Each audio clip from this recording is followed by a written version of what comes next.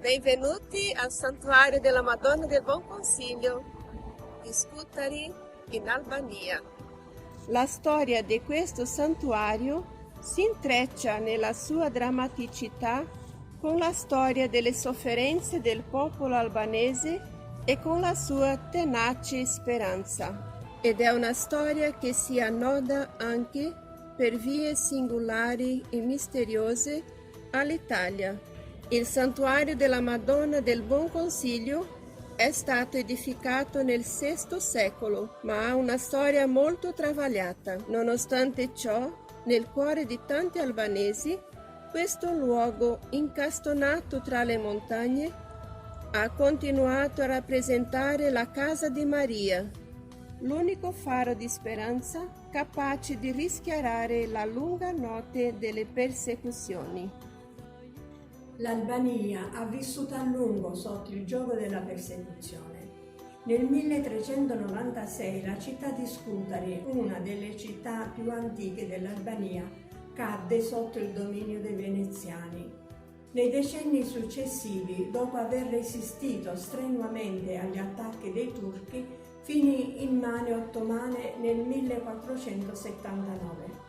Il santuario della Madonna del Buon Consiglio era stato distrutto già qualche anno prima, nel 1467, dalle orde ottomane. La leggenda narra che a Scutari un affresco raffigurante la Madonna del Buon Consiglio si staccò dalla parete e si dice venne portato dagli angeli in volo fino a Genazzano. All'indomani il popolo fece gran festa all'immagine e da allora ogni anno il 26 aprile rimane consacrato alla Madonna del Buon Consiglio.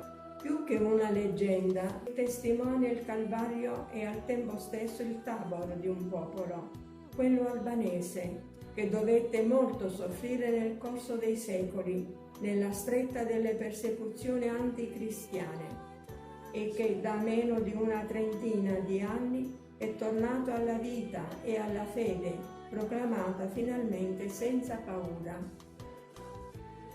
Nel 1917, proprio sul luogo in cui una volta sorgeva la chiesa della Madonna del Buon Consiglio, con l'affresco trasportato a Genazzano, era stato eretto con grande entusiasmo popolare un nuovo santuario dedicato sempre alla Madonna del Buon Consiglio. L'11 febbraio 1943, solennità della Madonna di Lourdes, l'arcivescovo di Durazzo, Monsignor Vincenzo Prenusci, prendendo il consumismo ormai alle porte, volle consacrare la nazione al cuore immacolato di Maria, affermando: «Adesso posso anche morire, perché comunque vadano le cose, il nostro popolo non perirà».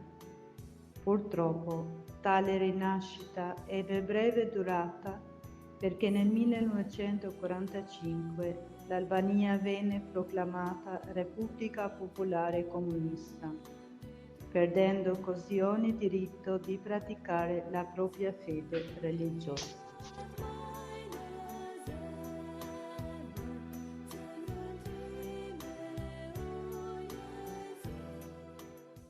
Il santuario della Madonna del Buon Consiglio venne raso nuovamente al suolo. Tutte le chiese furono devastate o trasformate in magazzini, teatri e persino in stalle. Tutti i sacerdoti furono ferocemente perseguitati, condannati al carcere, alla tortura e alla fucilazione. La persecuzione ebbe il suo culmine nel 1967, quando l'Albania si autoproclamò primo stato ateo del mondo. Questa situazione terribile continuò fino al 4 novembre 1990, giorno che segnò l'apertura della nuova epoca, con una santa messa celebrata al cimitero cattolico di Scutari. Questa data fu seguita da altri eventi molto felici. La visita in Albania di Madre Teresa di Calcutta e poi dello stesso Santo Padre Giovanni Paolo II e insieme alla ricostruzione della gerarchia ecclesiastica, la venuta di molti missionari dalle chiese sorelle.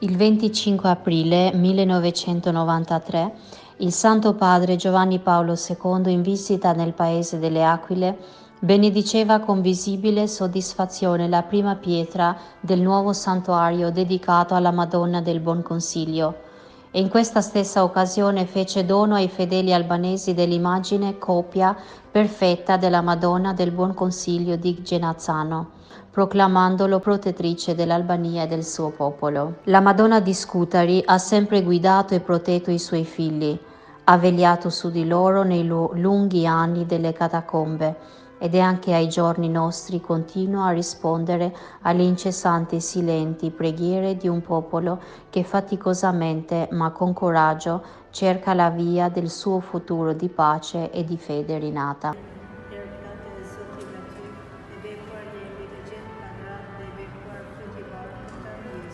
Santa Marina, naipit, tot opernem păcat, ocean field of Deus Son. Amen. Roto pro